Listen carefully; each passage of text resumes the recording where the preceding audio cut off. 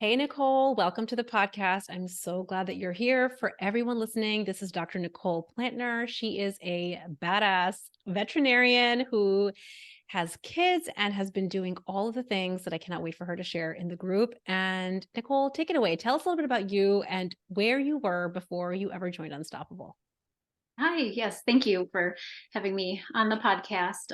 My name's Nicole Plantner. I'm a GP slash kind of urgent care veterinarian in the Cleveland, Ohio area with three kids, working full time, mom, wife.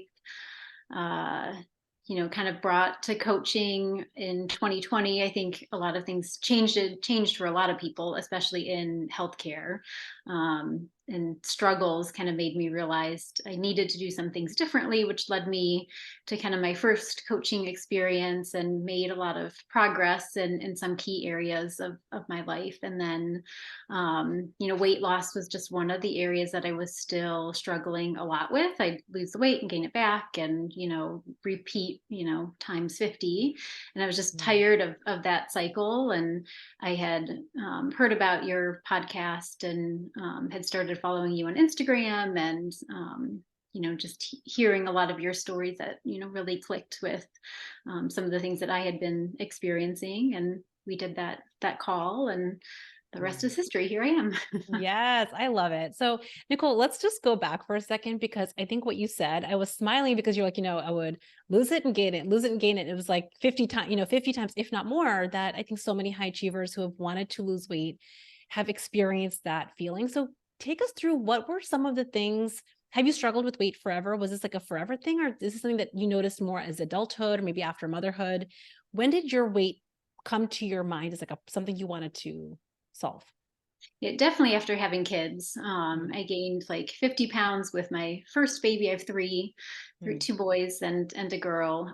So I gained a lot of weight with my first one, and he was not a 50-pound baby at the hospital. So I was Right. like, Surprise, right? It's like, yeah, I seriously? was like, Yeah. wait a minute. And Hmm. so I struggled to get the weight off with him. And I eventually did, but then I had baby number two and I lost some of the weight, but not all of it. And then I had baby number three. And so I was just a little bit heavier Okay. each time. And then I don't know if it was just being in kind of, late 30s, approaching that 40 Hmm. mark, that just the normal things, that the usual things weren't working. The Mm. dieting and the counting calories and, trying to do hour-long workouts. It wasn't Yeah. effective like it was previously. Right. So let's just get into that for a second. So you gained weight with every pregnancy. You would lose not all of it, but a lot of it. But you were saying with every subsequent pregnancy, you basically gained a little bit Mhm. more overall. Yeah. What were some of the things that you tried that did work? Like, what were all the things that worked that did help you actually lose the weight Yeah, in the a beginning? lot of diet mentality, calorie counting. I had like Okay. the app on my phone where I would take, you could scan the barcode of the food and it would, Mm. automatically like load, and you'd have your stats in there. So it would tell you like, how many calories you should eat and where Hmm. you were at allotment wise. And if you exercised, then you could. And I remember after my second son was born, I ran a half marathon, and like I remember like, oh, I Mm. can eat all of these calories because I've burned, Hmm. 800 calories training for this half marathon. And surprisingly, that did not get the weight off. I still struggled even with kind of that high intense, exercise and, tracking everything that I was Hmm. eating. Yeah, I'm just curious because you like we've talked about this so much in the Unstoppable group, but like the idea of calorie counting and logging every point and every single thing you eat, like how how does that affect your desire for the food? Like you still have the desire for the food, right? So I'm like Yeah, curious, right. why do you think it was? If you really counted every point in calorie, like sure Mhm. you'll lose the weight, but what do you think it was that didn't make it an effective strategy for you? I think now that I've kind of been through the process, I realized my head and my body were separated. I wasn't really checking in with like what I wanted or how full I was, or it was just like, oh, I can have all of these things because I have the, 500 calories that I can, Hmm. spend on this dinner or this lunch. And would just eat all of that instead of, checking in with how my body or my gut was feeling. Okay. So, and I think that anyone listening to this is probably so familiar with that. If you've counted points and calories and macros, and that's been your weight loss strategy, then you're all very familiar, right? Like, what am I allowed to eat today? I remember, I think this was, I might have shared this, but like, I remember once I went on a date night with my fiance at the time. This is 15 years ago. And I had a piece of cheesecake. I was trying to lose 20 pounds for my wedding. And I was like, this cheesecake is going to put me over my allowed allotment. What do I have to not eat to be Hmm. able to fit in within my calorie budget, right? And I think that what we do in the group, and you tell me, Nicole, whether this has been your experience, but like how that way of thinking about food and what we're allowed to eat for ourselves, like how does that pan out in the long run? Like, why do you think that strategy didn't work for you in the long run? It feels, very restrictive and diet Mm, mentality, and you kind of relying on willpower to, not eat whatever, you're craving or desiring at the time, versus changing your thoughts about the food and what you mhm, want and what your goals are. And I, just kind of coached about this week. I can tell myself no, 90% of the time, but it's the 10% that, can kind mhm. of undo things.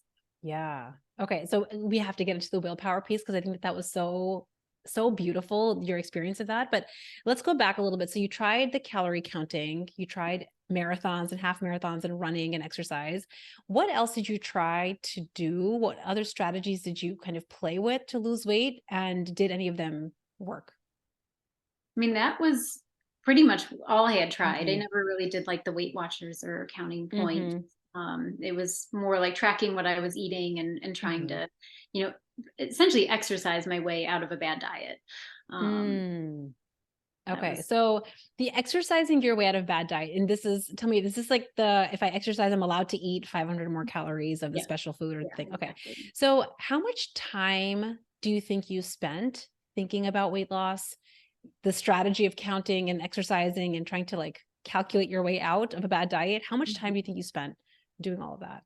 Oof, that's a hard question. So I feel like it was always kind of buzzing in the background, because you plan Mm, food every day, or you're packing lunch or buying lunch, if you're out at work. So I feel like there was always kind of a constant buzzing of like, what am I going to eat today? Or what can I eat? Or what should I eat? What do I, versus what do I really want? Or what do I need?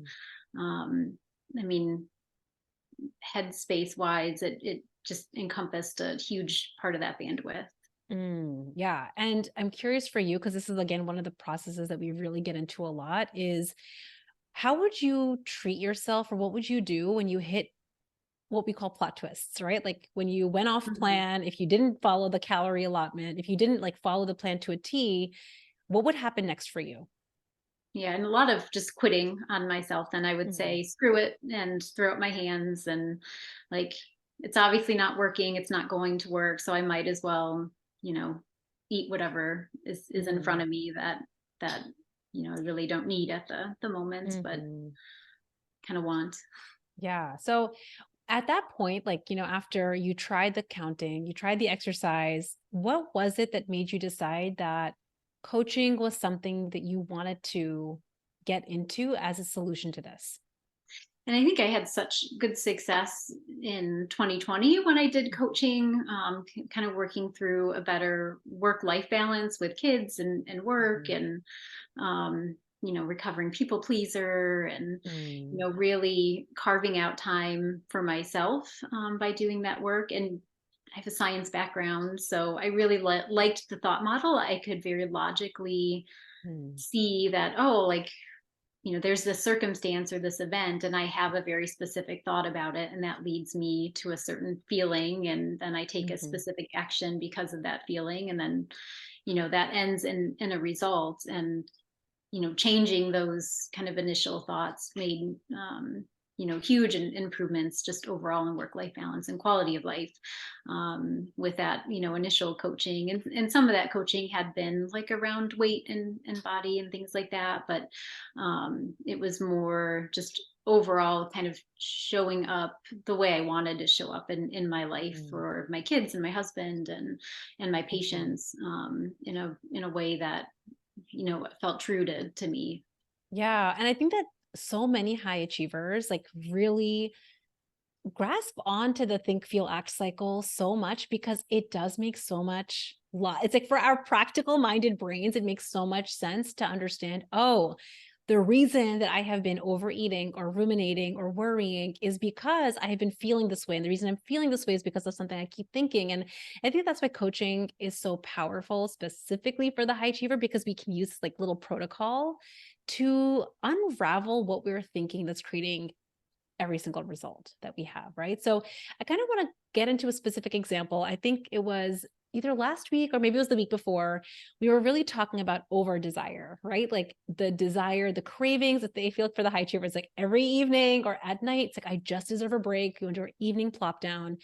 And one of the biggest principles that I talk about in the group is you can have the best strategy, the best plan. Everything is like written out to a T. But if you have a lot of over desire, that plan is not going to be sustainable. It's not going to last. So that's what calorie counting doesn't work, right? It doesn't really handle or acknowledge the over desire. So talk us through what your experience has been in understanding your over desire and how you started to release that. Yeah, just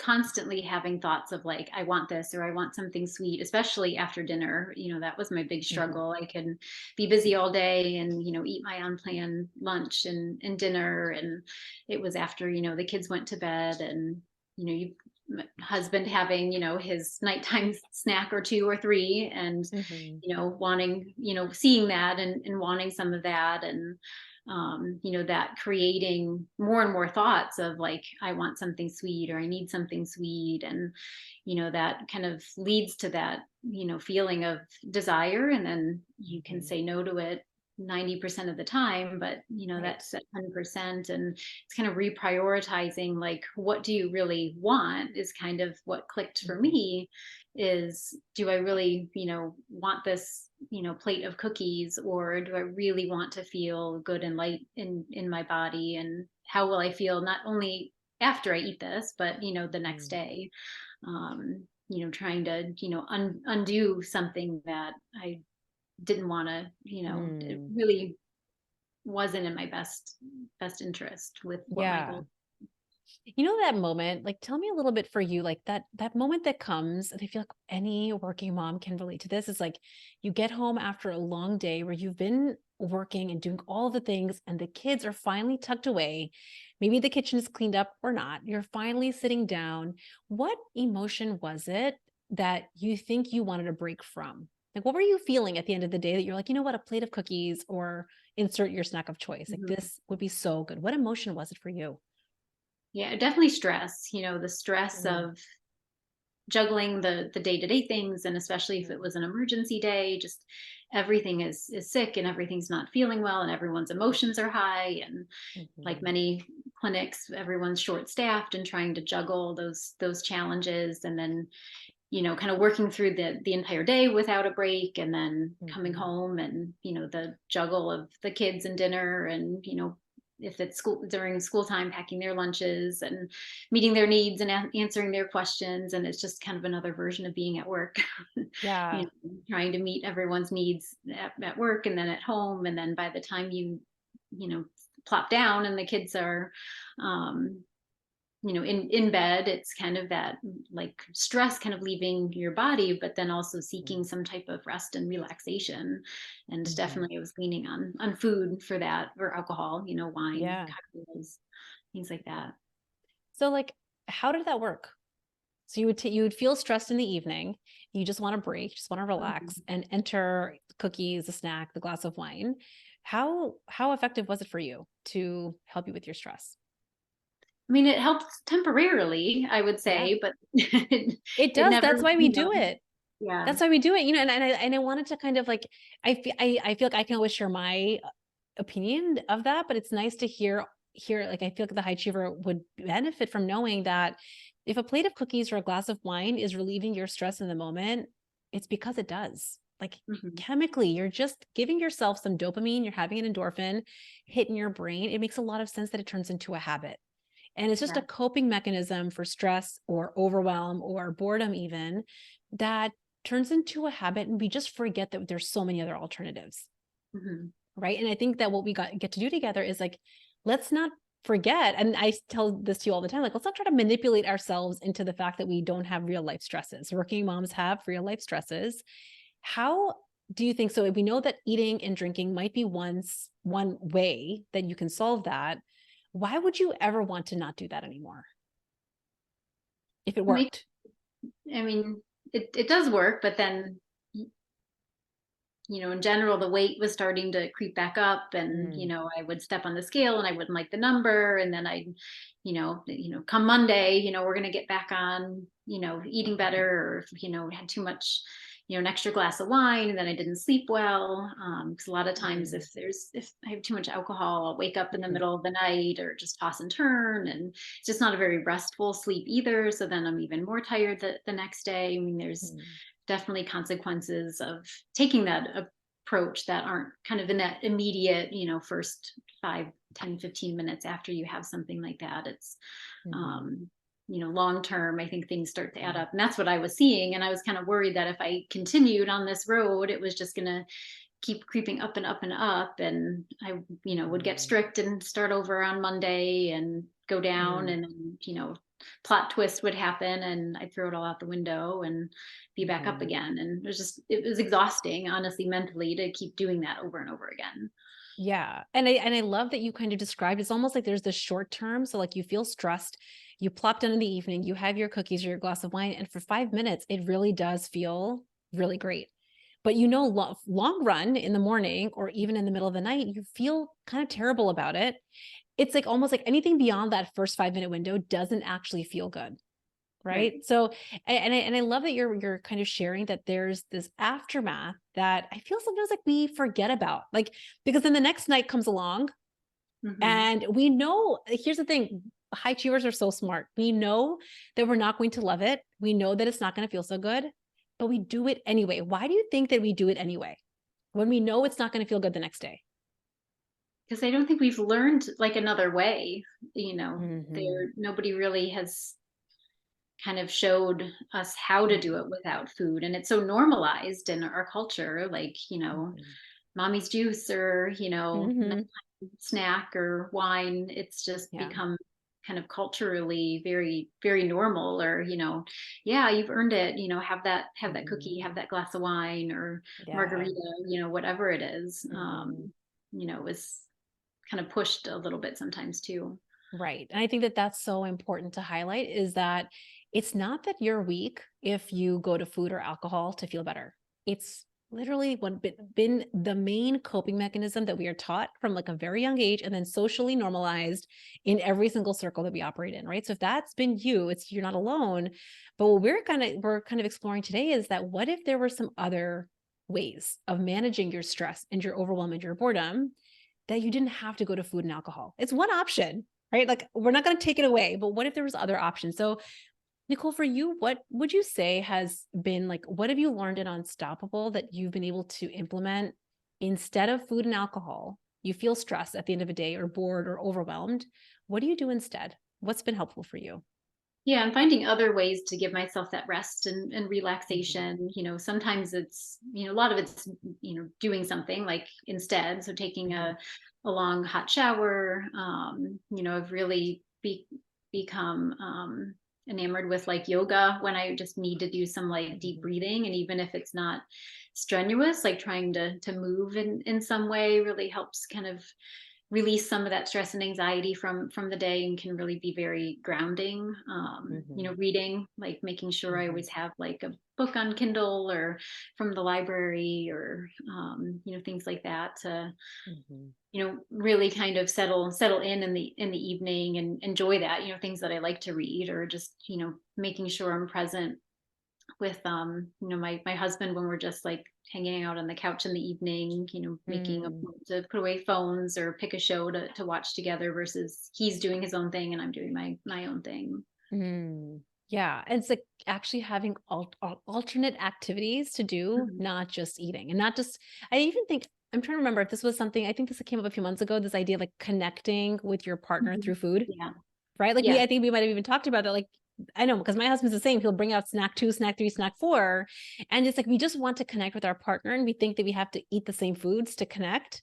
I'm just curious, like, what has been your experience of connecting with your partner, but maybe not always having to eat the same way? Yeah, and that was definitely kind of what I was looking for in the evening because he'd get a snack out and, culturally, it's this very social thing to like Mm, have a meal or share and you can, mhm, build that connection and just reminding myself that, I don't need that. When we're sitting in the evening and just something as simple as that has really made a big difference. yeah. The other thing that you've talked a lot about, and I think this has been a lot of the coaching that we've gone through with you, is the mean voice or like the strict, Mhm. that was a lot. So tell us a little bit about what your journey has been with the inner monologue, where like if you go off plan or you maybe gain a pound, how you used to talk to yourself versus what's happening in your mind now. Yeah. Yeah, I definitely had a very like critical or negative self-talk or kind of loop, anytime Mm, I, ate something that, I quote unquote wasn't supposed to eat, or if I did that, especially and the scale was up the next day, I mean, it would just set me off in a really, bad mood. At the detriment to kids and husband, because then I'd be kind of snappy in general with them. And just telling myself, there you go again, clearly you can't do it. You're not strong enough. You don't have enough willpower. Like, why did you, make those decisions, past decisions. mhm, Um, and just really kind of getting down on myself because thinking like that's how I would motivate myself to mm, like make better choices or stick with whatever the plan was that I made. Now it's a lot different, kind of offering myself grace and compassion for those past decisions and um trying to quiet that voice. I think it's always going to be there, but just to remind mm, myself that it's okay, we'll figure it out. I think that's been mhm. like the biggest thought, is to not kind of use any kind of plot twist as a reason to quit on myself. To always kind of pick myself back up and we'll figure it out. And like you would do with a kid, you wouldn't berate Mm, them. That's not mhm. kind of that's not going to get you the result or the Yeah. behavior that you want. Yeah, Nicole, I feel like this has been some of the best stuff. Like, I think so often, and I think any high achiever listening to this has experienced this, when you hit a plot twist, when you go off plan or you make a quote unquote mistake, the very reflexive thought that high achievers have is, there you go again. You're never going to figure this out. You're not strong enough. And you tell me, but in the past, many decades of all the things that you have tried, what percent of the time would that way of thinking about a plot twist drive you to quit? At least 90% of the time. I mean, Right? I Yeah. use it all the time. And then it would be, sometimes I would be like, well, I can't control it. Like there's this Mhm, event and this family event and this barbecue. And it was mhm, like I had no ownership over the decisions that I was making, mm, because I can't, control these events that we have to go to, and there's going to be food and alcohol, and I'm going to be expected to participate, in those activities. So I was kind of almost a victim, mentality that, mm. well, I have to, so this is Right. how it's going to be. Right. So there's two different pieces here, right? One is there are these social events, cultural, religious, like holidays, weekends and vacations, right? That we go to these social events and we think we have to eat in a certain way. And we don't realize, and this is a separate tool, that you can actually eat in a way at any social gathering and not gain weight. And in fact, lose weight if you wanted to. So that's one piece of it. What we're talking about is you go to an event, maybe you go off plan, maybe you gain a pound, and then what you tell yourself after the fact would drive you to quit 90% of the time. Yeah. And Nicole, tell me if this feels true in kind of your history with quitting on, the goal, or maybe quitting on the strategy. Is you would say to yourself, there I go again, you'd quit. And then the mean voice would come back, like, let's just double down, get a little bit more Mhm. strict and get back on plan. So tell us a little bit about the whole cycle and how that would perpetuate. I like to think of this as just like, this is the hamster wheel. You get Mhm. strict, you lose it, and then you gain it back. What would be your experience of that? Yeah, I mean, it was definitely kind of like being on a hamster wheel. I would, plot twist, go off plan, gain a few pounds, either quit for a day or a week and eat all the things and then be, Mm. really frustrated getting on the scale, and then, doubling down on, trying to be really strict and stick to the plan laid out. No, I forgot, like at one point I did like Whole30. So like I like cut out like all like the flour and sugar, and like I think even soy wasn't allowed. I can't Mhm. remember, but it Yeah. works in a short period of time. But then Yeah. when you try and add those things back in, if you haven't changed your thoughts and relationship with yourself, it doesn't really stick. And that's probably what's been Mhm. so eye-opening about this program is I feel confident enough to like go to a family cookout or an event or out to dinner with friends or family or whoever, and know like I can figure out like what I can eat that will serve me, and Mhm. not use it as a reason to just throw everything out the window and go crazy and overeating. Yeah, and then, like, think you have to double down again and, like, go Right. get super Yeah. strict again, right? So, I love that you're saying this because one of my mottos and one of my, like, biggest dreams for the high achievers to know that it's not if you make a mistake or if you go off plan, it's a matter of when, right? Hmm. Like, I think I even shared at the Yeah. very start when we worked together, I'm like, "Listen, I don't want your weight loss to be linear. I know that you want it to be this perfect line down. I don't want that for you because I want any client that ever works with me, I want them to change their relationship with themselves as they navigate a plot twist. The relationship in the past has been you hit a plot twist, you make a mistake, and you're like, there I go again. I'm never going to figure it out. You quit, and then like you're in this cycle. And what we do differently, I think, with our auditing process, our weekly audits, I think of it as like the perfectionist's audit, how you like learn how to leverage plot twists. It's the alternative to be Hmm. mean to yourself and quitting. And I just wanted to highlight one thing. I think sometimes people think me being compassionate or patient with myself is going to make me complacent. It's Hmm. going to mean like I'm just going to get lazy and sit and eat bonbons on the couch. Can you talk a little bit about how what we do in the group through the lens of compassion and curiosity is literally the opposite of complacency? Like, I make you guys really get in the weeds with your evaluations. Share how you are with plot twists now using that filter. Yeah, definitely. It's not a free pass to be complacent. It's more to allow you to kind of get curious. Like, okay, this happened. We're gonna figure it out instead of beat ourselves up over it, and kind of asking yourself, well, like, why did I do that? And trying to you know get to the root of the feeling or thought that kind of created you know eating, kind of overeating or going off plan. And there's still some flexibility and what you decide to do sometimes in the moment, and that can be okay. Like, you don't have to, just because you didn't follow it exactly to the T, doesn't mean that you can't be flexible with what's available and what's there.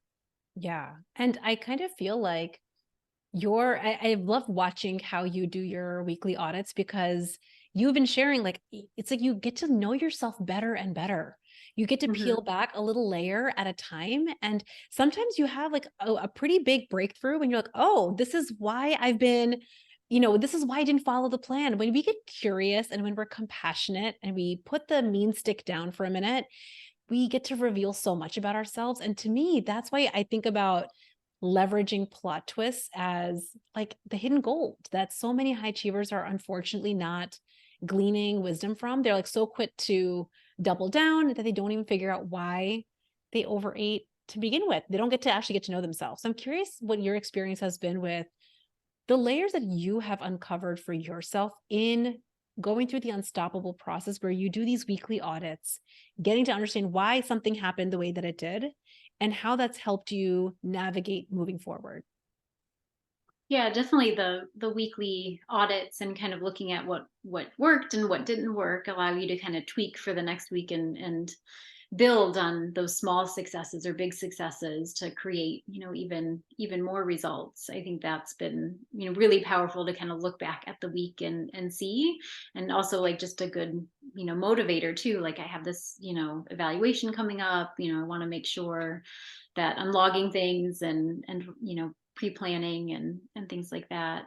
Um, and I think that's also helped me kind of cultivate more of a belief model, because for Mm, so long it's like, well, I can't do it because I haven't done it yet. And look at all the mm, times I have tried and failed, or I'll, have some success, and then, it all goes by the wayside, and then, I regain everything that I've mhm, lost. And so that has really, kind of helped cement the belief portion of it.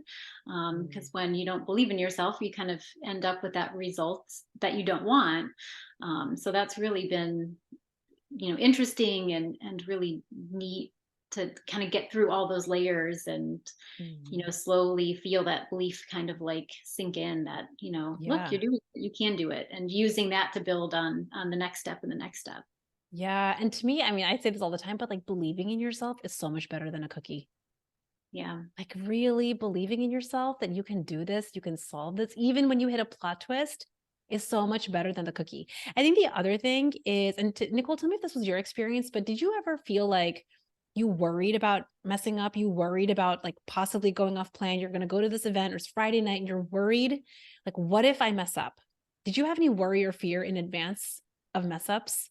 Oh yeah, definitely. I mean, because I think too, being high achiever, you want everything to be perfect in a certain way, and if it's not, then you haven't done a good job. If you Mm-hmm. haven't done exactly what you set out to do in the exact order that you set out to do it. At least that has been my experience. And if it doesn't go perfectly, then you have to call it a failure versus, learning and tweaking and being flexible is, just as good as following the plan from, A to Z.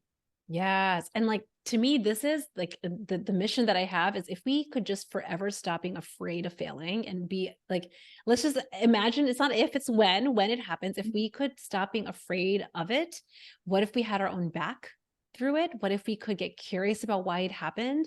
To me, that's like skyrocket, like fuel to just hit any goal. How do you feel now about, I mean, listen, nobody loves plot twists. Neither do I, right? We don't love them, but what's your Mhm. experience and your relationship now with the possible imperfect moment? It doesn't cause any like sense of angst or anxiety. If something came up, Mm, like this happened just yesterday, was, grocery shopping, and my parents called and they like impromptu wanted to go out to lunch. And I was like, yeah, I can definitely do that. But then like, old me would have been like, but I had a plan for my lunch and I'm supposed to eat this. And if I, go out to lunch, like what are they going to have and what's on the menu, and what will mhm, be acceptable, and just having that sense of like peace and ease when I knew I was going to go out, like, oh, like I'm sure I'll be able to figure out like, what will work, with the way I want to eat that feels good. And that's mhm, exactly what I did. And I brought half of it home because it was too mhm, much food. And it was, really nice to be able to like have something like that come up and just, mhm.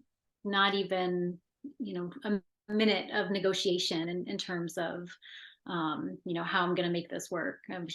You just do it. Yes, I love that. So, like, what we were sharing at the start was when you were in the old way of trying to lose weight with counting every point and calorie and really overthinking the plan, you spent a lot of time and probably a lot of energy just with that low buzzing in the background. So, share a little bit about how much time and effort. I feel like this is a big one for high achievers. We think it takes so much time to like hit goals.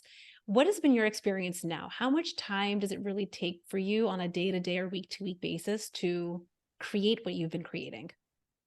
Daily it's probably 5 minutes, maybe, 10 at the most. Mhm, Definitely longer on the days that I'm evaluating, because I like really mhm, sit down and, look back at the week and evaluate what went well and what didn't go well. So on average, mhm, probably like 10 if you're, mhm, factoring that out over the week. But it's, to me, it's been very simple to just kind of sit down for 5 to 10 minutes, either the night before or the morning of the day, and mhm, kind of plot everything out. And obviously if there's stuff that comes up during the week, reach out for coaching mhm, on Slack or bring it to the call.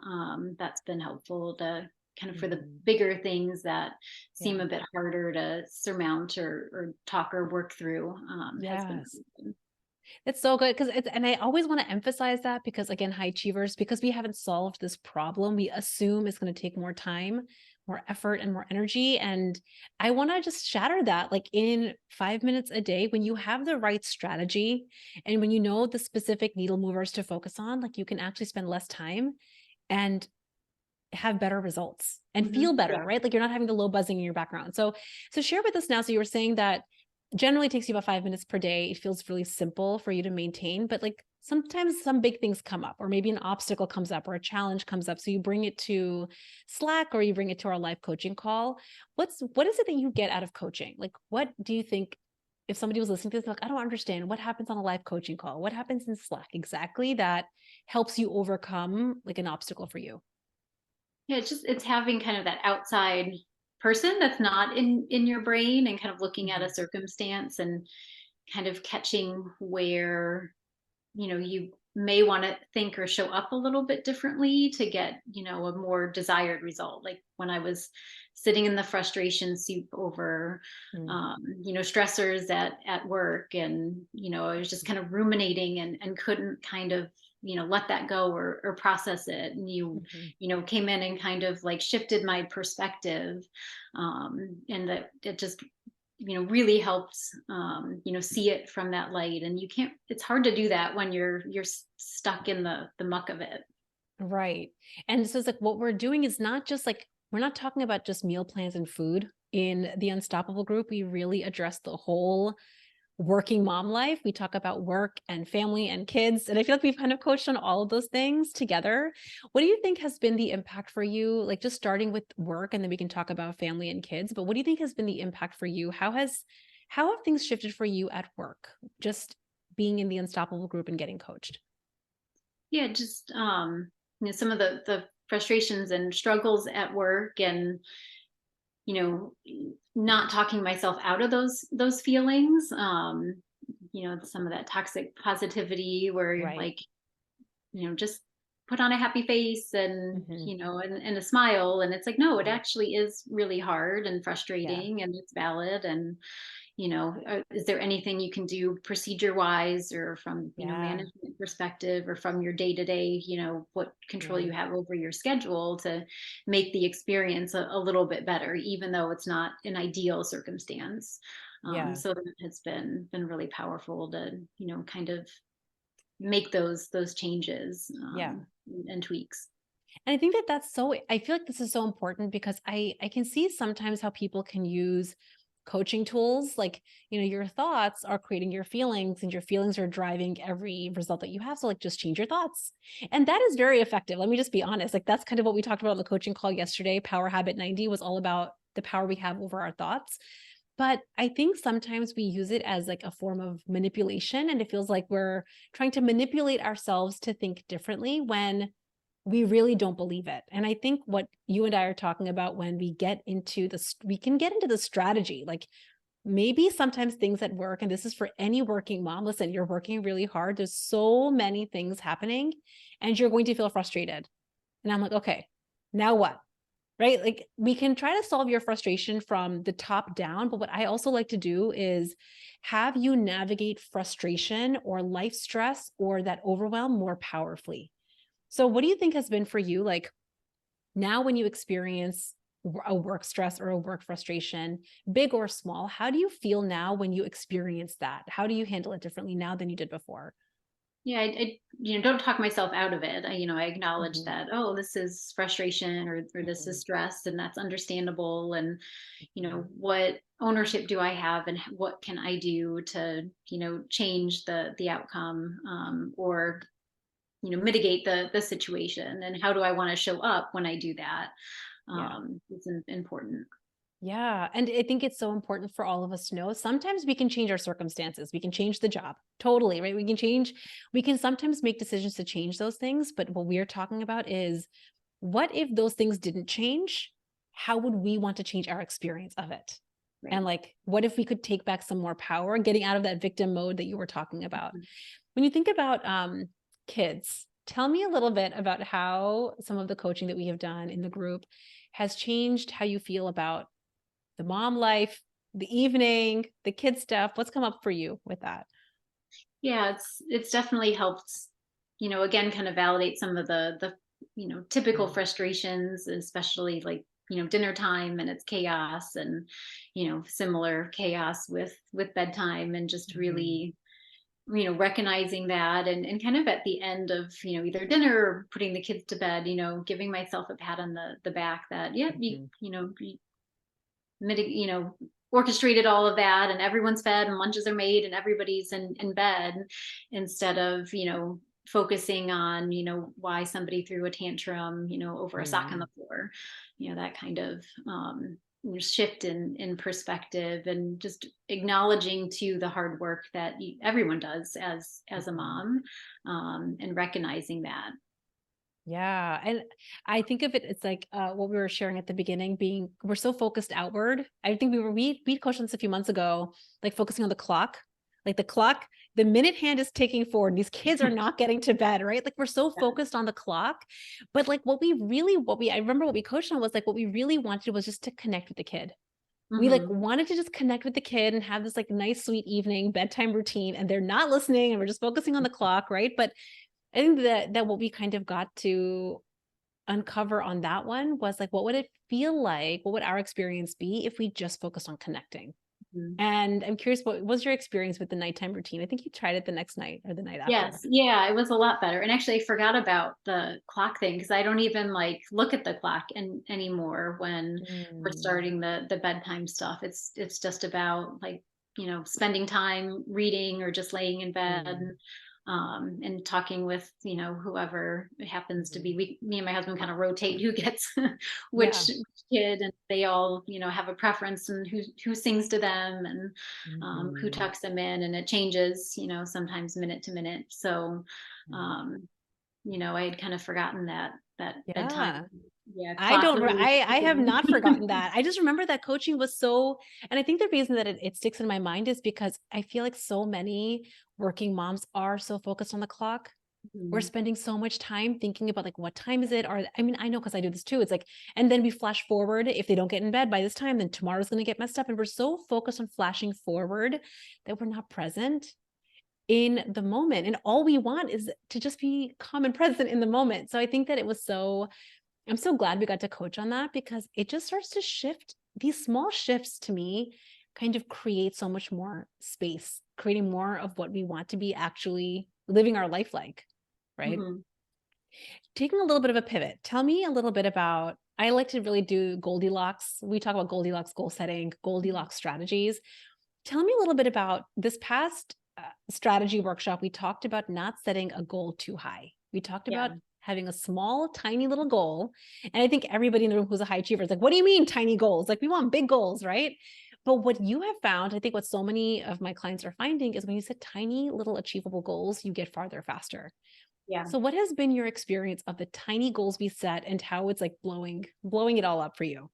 Yeah, I remember being hesitant, because I'm like, Yeah. supposed to, set big goals and work hard and push to, get to where you want to be. And Mm, I think that for me adds a lot of pressure. And then every yeah. little plot twist, or, couple extra bites of food, or eat something off plan, it's just like, oh, well, I'm not gonna, hit that goal. And I remember being a bit like hesitant. I'm like, well, okay, I'll try it and see how it Mhm. goes. And then I like kind of blew it out of the water. Yeah. I think I lost twice what I had set Right.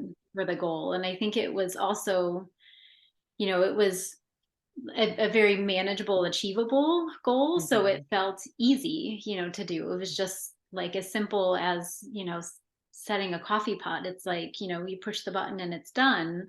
Um, Yeah. there's no pressure or worry that you're not gonna, hit your goal. So it helps you like believe that you can do it, because Mhm. it's done in your mind. And that's the beauty of Goldilocks goal setting. When you create a goal, and this is like the 6 month goal, of course, that we set together, but then also what is your micro weekly goal? When you get to believe it's done, this is so simple. It is so done. To me, that is like such a gift to yourself in how you're going to start hitting that goal. And then if you just repeat that week after week after week, you would be surprised by how far you get. And I think one of the biggest mistakes, and I know because I did this and I see so many high achievers do this, is we set a goal that we want, like, I want to do 3 pounds a week. And the thought we have is, I hope I can do it. I hope it's like fingers crossed. I hope I can. And if you really check in with how that feels, it does not feel very good. You feel Right. pressure, you feel worried. And then the first sign that something is going awry, give it up. You give it up completely. So not only Mhm. do not forget the 3 pounds, you will gain a pound Yeah. because you'll do the quit, right? Like how I'm curious what you think about that. Yeah, definitely. Because then when the Yeah. moment that there's a plot twist or you go off plan, you're like, well, I'm not going to hit that goal anyway, so I might as well just, go all in on this bag of chips and then start over again on Monday. Right. And so this is the thing. So it's like, not only do you not forget the 3 pounds, you don't even hit the micro goal that you Mhm. would have hit if you had just set the micro goal to start, which is why Goldilocks goal setting is just one of my favorite things. I just love it so much. So tell us a little bit about this idea of fresh starts. Do you feel like you still like the Monday morning? I feel like this has been a big one for all of us. Like we love Monday morning fresh starts. What is your experience now going through the group? And how do you feel about needing fresh starts versus meeting yourself where you're at?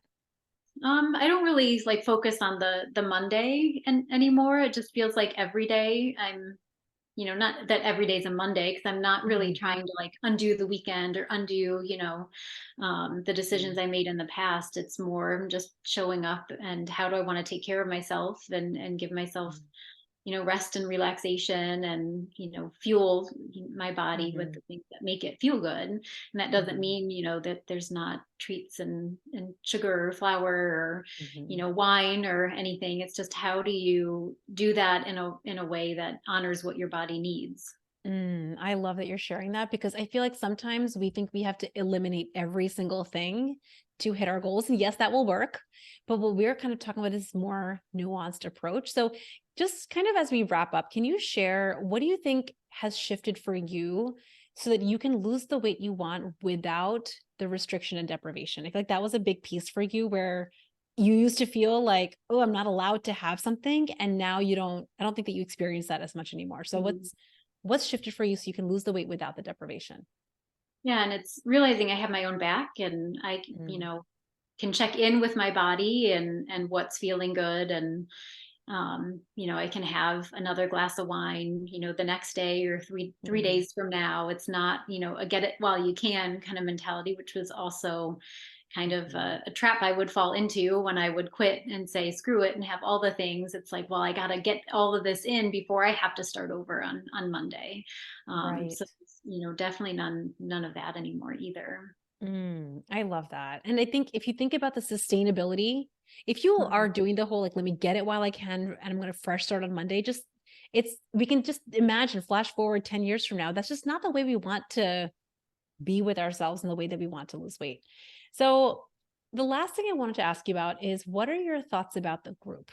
I feel like sometimes working moms, high achievers are like, oh, I have some unique obstacles. It's something unique to me. But I'm curious what your thoughts are about being in an intimate group like Unstoppable, where you're surrounded by other high achievers, and what have been your takeaways?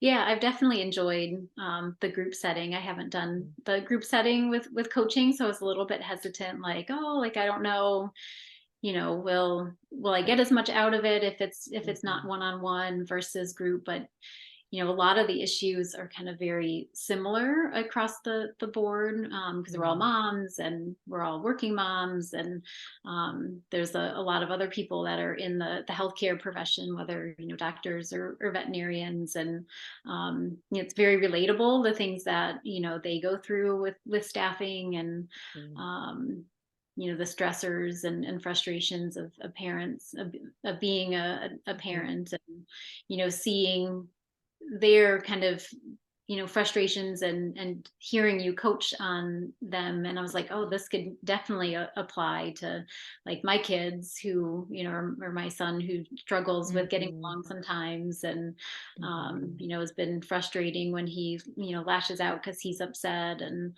um seeing those similarities. One, I think it helps to know that you're not alone with Mhm. those struggles, and we're all working kind of towards a similar goal, and supporting one another is really nice. Yeah, I think that when I think about the group, that's one piece of it that you'll now know forever. You're not actually alone in the struggle or in the obstacle. It's not something unique to you. And I think the second piece is sometimes you get, and I'm curious whether you would agree. So you get coached on the obstacles that you're having. And I think that your needs, like I really pride myself on meeting every single client's needs in Slack or on our live coaching calls. But I think the other piece is you get the coaching that you didn't know you needed, because Yeah. you hear other people getting coached on things that didn't come up for you yet. And then you get the benefit of that too, Mm-hmm. which I just think is so fun. Any last thoughts, Nicole, that you want to share with anyone listening about the group, your experience, anything? Yeah, I think the group has been amazing. I mean, for years I've tried to, do the weight loss on my own, and I wanted something that, I knew would work, but then also would be lifelong and lasting. I didn't want to do this yo-yo thing like back and forth. And I think I had asked you that like on the initial call, like, Yeah. well, how do I know, like, once I go through this, like if I lose the weight, like, Yeah. is it all just going to come back? And you're like, it's just like brushing your teeth. Like once you Yeah. learn it, you can't unlearn it. And that, Mhm. um, was that made sense. And then I can definitely see, with the program and the work Mhm. that I've done, that, I mean, I can never unlearn what I've learned. Right. It's about, whether or not I apply it, and I'm Yeah. definitely going to continue Yeah. to It's like somebody could just be like, stop brushing their teeth. I mean, you could just take the toothbrush and not brush your teeth, but you won't ever not know how to brush your teeth. So like if somebody was like, oh, what if I join the group and what if I gain it back? What would you say to that person?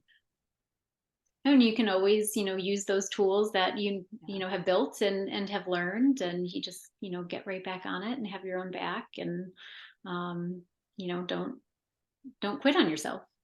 That's it. It's like, I think that this is the resounding theme whenever I bring anyone on. That is the one message. Don't quit on yourself. Just, Mhm. just remember you don't have to quit on yourself, and it can be simple. It can be simple, Yeah. which is so good. Thank you, Nicole, so much for coming Yeah, on the thanks for having podcast me. and sharing your story. It has been so awesome.